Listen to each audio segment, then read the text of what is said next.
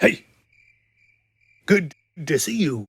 Hey, it's me, good buddy Matt D, out of Baltimore, and once again back in the beautiful game garage. I know I'm very bad at my horizontals and my verticals, but that's okay, because today, banner week, as we move forward in my games alphabetically. Last week we had Kit's Mystery Challenge, which is every bit as mysterious in 1930s as this painting implies. Go to the Hobo Village, it's amazing. But this week, ba-doom, a 3DS game, which is more rare because there are less of them. And not only that, it's Andro Dunos 2 by Pixel Hearts, a French developer. Come on, Pixel Hearts. Come on, Pixel. It is developed by the Pixel Hearts. Let's read the back as we do before I get into this a little bit. But look at this. It's a fun game if you like shmups. In this pure homage to the classic 90s arcade shoot 'em up, you take control of one of the most technologically advanced spaceships ever. ... Kind of just trails off there. Features: flexible and efficient gameplay. Recover power-ups by killing enemies. Music composed by Alistair Brimble. In parentheses, alien breed, body blows, Project X colonization, driver or super frog? I guess that's the game. I thought it was maybe driver, like he was involved. I don't know. It's so here's the thing. This was one of the last 3DS games. At one point, it was the last 3DS game, but there's been a couple of those. And this is one of them. This is one of the last ones by Pixel Hearts. Limited edition. Originally, when they announced it, it was just going to be on like the 3DS. Now it's on all the platforms. I find all of this very interesting. Here, let's get a shot of that back. Look at that. But look at this painting on the front. I really love everything about this. It comes with a little certificate of authenticity that's really from Pixel Hearts, because it really is again number 1767 of 6,000, implying that it's some sort of collectible, right? It's the last one. They only made 6,000 of these. Apparently, as the rumor as it goes, there's only so many 3DS carts in the world. Apparently, Nintendo is the only person you can get blank cartridges from. And if you want to make a game, you can only get it from them. And they only made so many. Once they're gone, apparently, that's it. No more 3DS games in the world, ever. Apparently. And this is one of them. A sequel to a 1992 Neo Geo game, Andro Dunos 1. Which is basically a shoot 'em up. Those in the know, in case if you don't know, they just come shmups. I don't know. It's a name.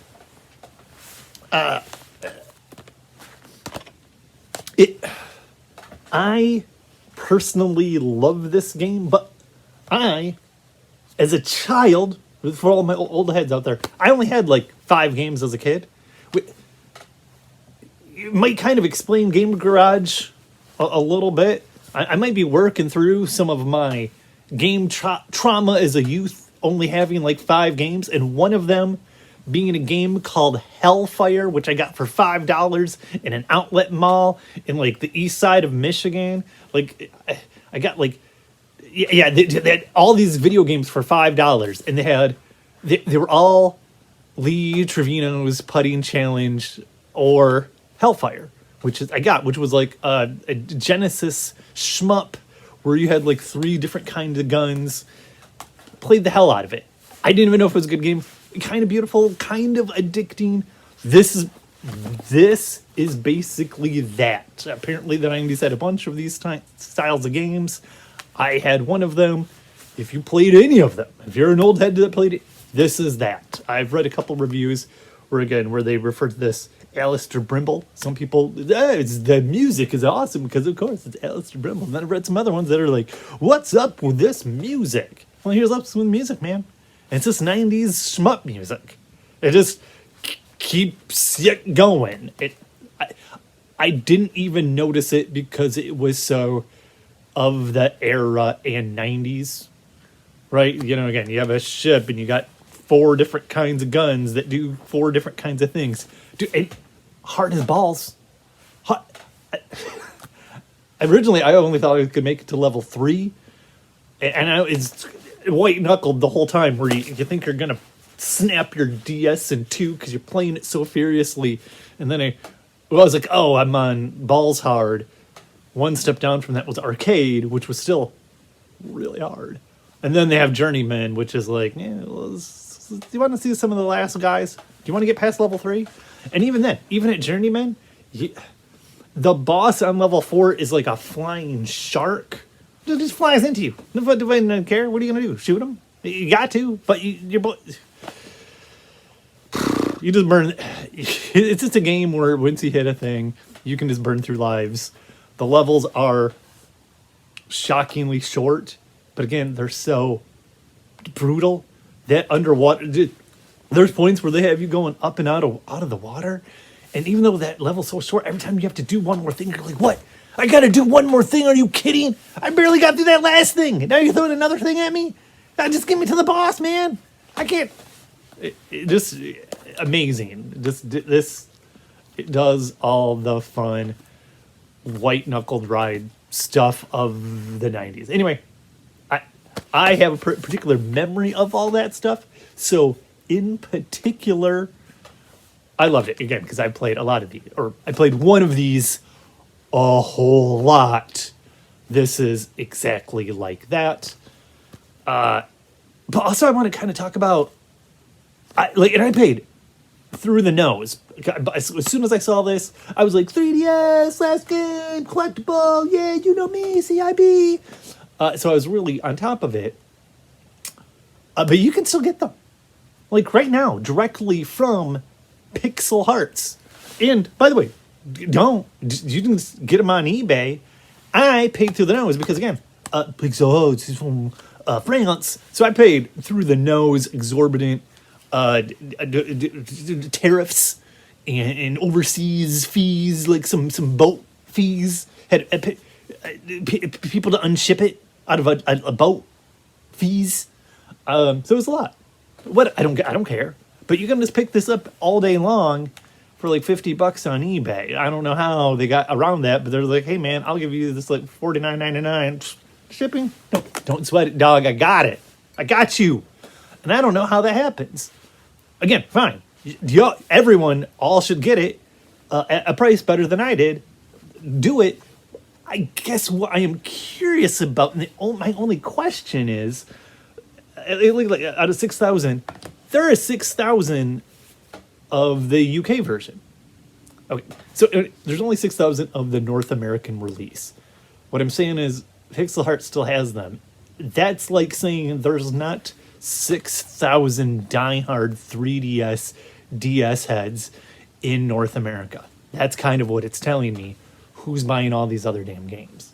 What is driving up the prices? Why is Shin Megami Tensei 4 $100? Right? That is my question. Because I don't think... And again, I understand that they put it on literally every other platform. All of them. Like Switch, Xbox, PlayStation. And so I understand that they kind of flooded the market. And if you just want to play the game, you might want to play it on another system. And not maybe a system that it's kind of on the way out. But if you're a collector, it seems like a no-given because it's also definitely in 3D. All I'm saying is if you are collecting because you think it's going to be worth money, I think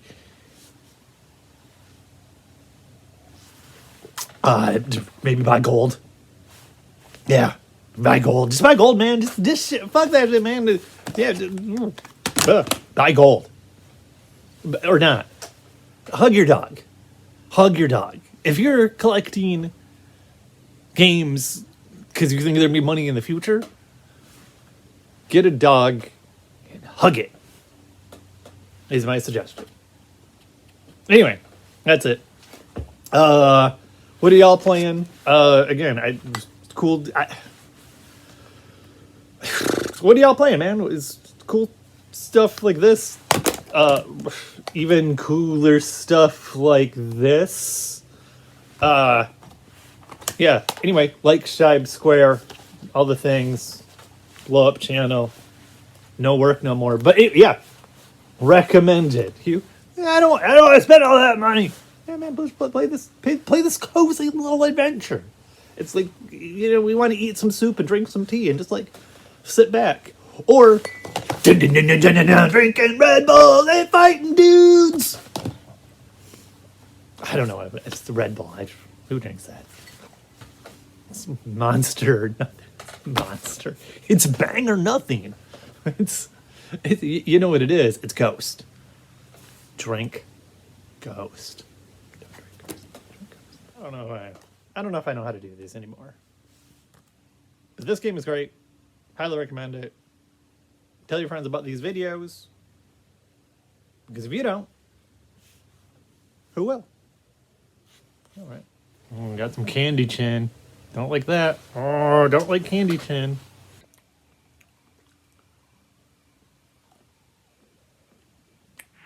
See ya. Yeah, the whole time I was playing this, over my shoulder was my good friend Bill Mosley, a.k.a. Bill Corduroy Bill. And just sitting over my shoulder, he was like one of my buddies that got me into gaming as like an adult. Like, I'd go over to his place and he'd be like, here, let's play this weird thing or this weird thing or that weird thing. And just through playing with him, it was funny because he'd just be like, oh, you're a real arcade kind of guy. Based on the fact that, like, when I would play games, like, I don't hold it like this, I hold it like this so it can get quicker, because my fingers are just faster than my thumbs. That's just, duh. I mean, if you want to play games better. Anyway, I'm an arcade kind of guy. This, definitely, as I was playing it, like I said, my good buddy Bill Mosley was sitting over my shoulder. So yeah, this one goes out to you, because he's now like a weird, crazy homeless street person in San Francisco, which if you knew him. But so anyway, all that is to say, if you are a good and beautiful person, someday you will be honored on the back end of a YouTube video by a total also weirdo, because life sucks, dumb motherfucker. Dr. Dre was right.